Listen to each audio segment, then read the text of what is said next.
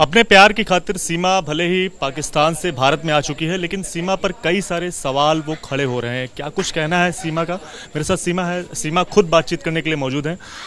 सीमा, आपसे लगातार एटीएस ने पूछताछ भी की, लेकिन आप पर लगातार सवाल खड़े हो रहे हैं इस बात को लेकर कि जिस कॉन्फिडेंस से आप जवाब दे रही हैं, और लेकिन आपकी जो पढ़ाई लिखाई हुई, आप बता रही हैं कि सिर्फ 5वीं क्लास तक पढ़ी हुई लिखी हुई, लेकिन कॉन्फिडेंस काफ़ी ज़्यादा झलक रहा है आपके सवालों के जो जवाब आप दे रही हैं। मैं सच बोल रही हूँ, तो सच पे सबको भरोसा होता है, मुझे भी सच पे यकीन है। और रही बात सर, अगर मैं कॉन्फिडेंस से बोलती हूँ तो लोग कहते हैं तुम्हें ऐसे क्यों बोल रही है मजबूत होकर। अगर मैं रोती हूँ तो लोग कहते हैं ये सीमा के रूप देखो, कभी रोती है, कभी चुप होती है, कभी मैं इंसान हूँ ना भैया, कभी उदास भी हो जाती हूँ सुन सुन के। कभी मतलब सचिन मेरे साथ होते हैं तो मैं खुद को बहुत ताकतवर समझती हूँ, अभी वो साथ नहीं है तो मैं खुद को बहुत कमज़ोर महसूस कर रही हूँ। तो अभी टीवी में इस बात पे चर्चा हो रही थी कि सीमा के कौन से रूप हैं, कभी रोती है, कभी कौन सही होकर बात करती है, तो कभी क्या करती है। सर मैं सच बोलती हूँ, इसलिए मुझे सच पे यकीन है। अगर मुझे मौत भी दी जाएगी ना तो मुझे कोई दुख नहीं होगा, क्योंकि मैं सच पे हूँ। मैं बस यही गलती, मैं पाकिस्तानी हूँ और बगैर वीज़े के यहाँ आई हूँ, बस ये गलती है मेरी, और तो मेरी कोई नहीं। मैं मोहब्बत में आई हूँ या मोहब्बत पाने आई हूँ सर। जी सर।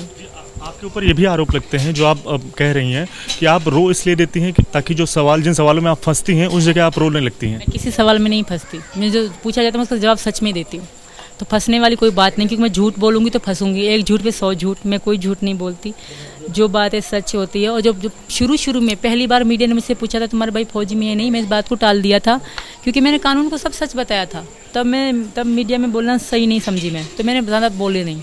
इसका ये मतलब नहीं कि मैं छुपाया था, नहीं, मैंने जहाँ मुझे सच बताना था मैंने इतनी चीज़ मैंने सच्ची बताई।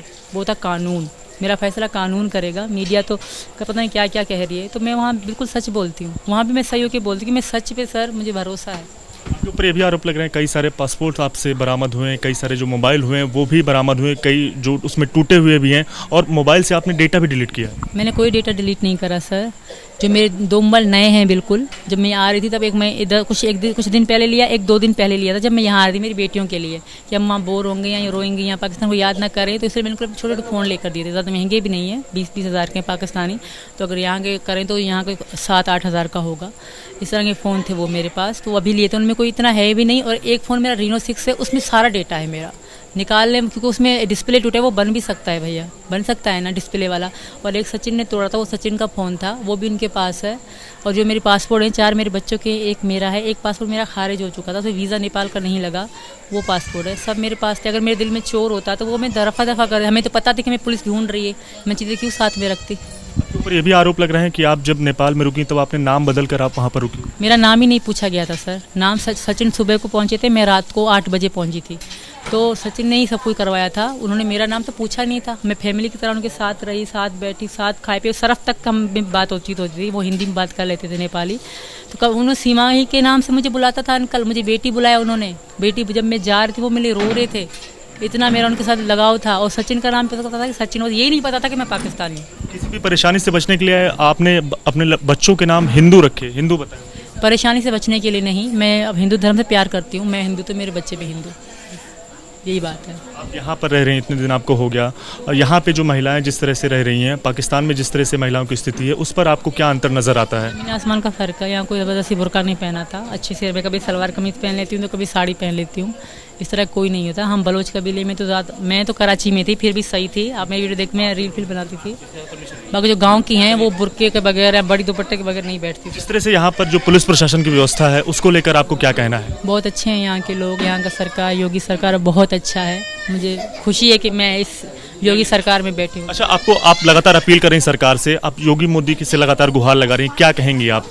मैं हाथ जोड़ के यही कहूँगी, मुझे रहने दो, मुझे वापस भेजने का फैसला ना किया जाए, भले जेल में ही रखोगे, मुझे कबूल है, मैं खुशी खुशी रह लूँगी, मैं खुशी बिल्कुल, जैसे मेरा भारत महान है, मुझे विश्वास है कि मुझे यहाँ रहने देंगे, नहीं तो जेल में से ही मुझे रहने देंगे। राष्ट्रपति के पास आपने याचिका भी लगाई है भारत के नागरिक? बिल्कुल लगाई है, मुझ पर भरोसा किया जाए, मैं कोई जासूस, कोई चोर नहीं हूँ, फिर भी चल रही है जाँच, अगर मैं थोड़ी भी गलत निकलती हूँ तो मुझे जेल। हर टेस्ट के लिए तैयार है? ब्रेन मैपिंग बिल्कुल तैयार हूँ, जो भी करेंगे मैं साथ हूँ, जैसा कानून कहेगा मैं वैसे करूँगी।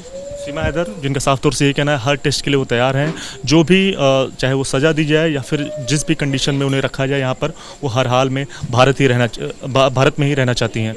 कैमरा पर्सन राजेश कुमार के साथ Divyankar Tiwari, ABP news, greater Noida.